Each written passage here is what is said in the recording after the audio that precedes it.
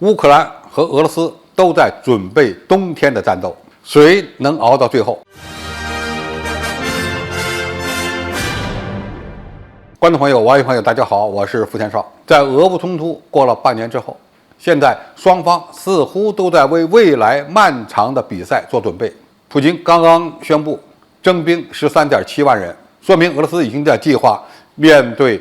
严冬的局面。而乌克兰方面呢，似乎也在为收复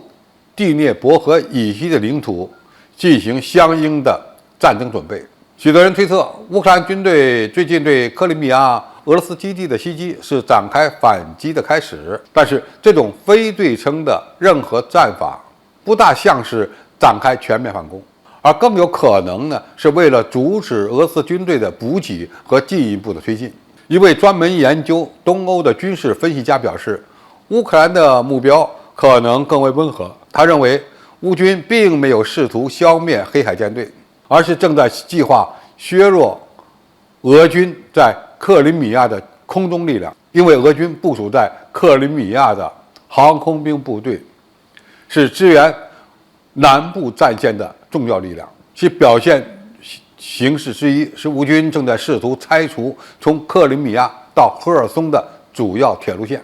即使是乌军在赫尔松周围的战斗，也不一定预示着他们将进入这座城市，因为乌军根本没有为进攻做任何准备。此外呢，也没有大量的部队调动的情况发生。其作战目标更多的表现为试图孤立赫尔松上游地区的俄罗斯军队，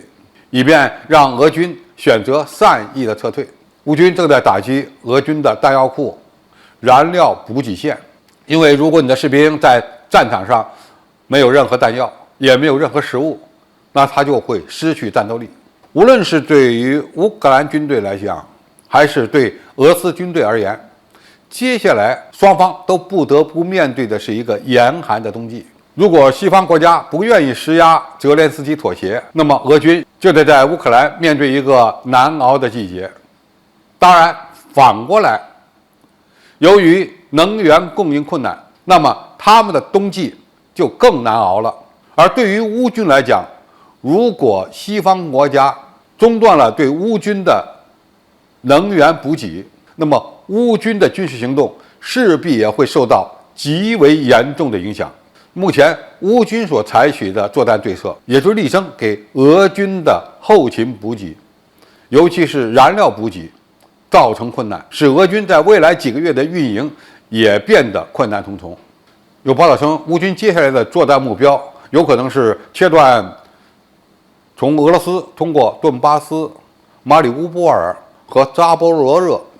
通往赫尔松的交通线以及通讯线路。最终呢，他们希望在年底前重新控制第聂伯河以西的领土，或者呢争取更有利的地位。乌军的作战目标很清楚，其战略战术呢看起来也似乎比较合理，但是要想实现这个目标，还存在着两个问题：一是武器供应，乌军现在非常需要战术导弹和更多的远程火箭炮，以及可以压制俄罗斯空天军的中远程防空导弹武器系统。第二个问题就是时间，乌克兰现在非常需要让西方国家看到战胜俄军的希望，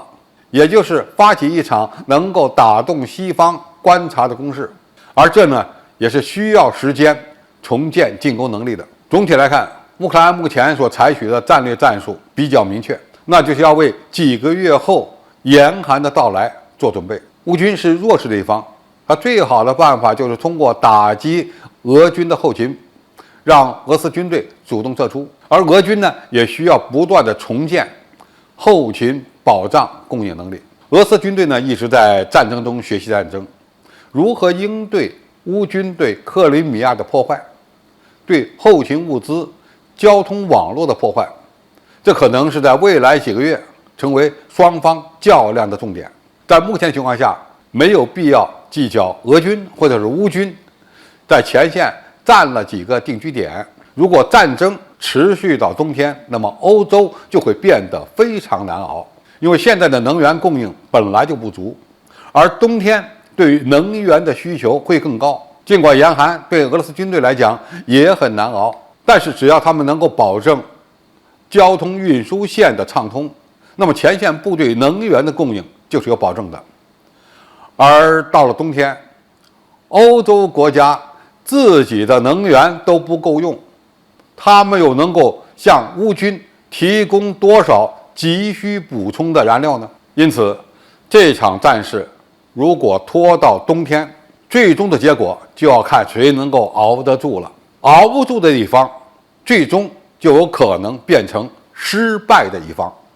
好，今天的评述就到这里，谢谢大家收看，我们下期再见。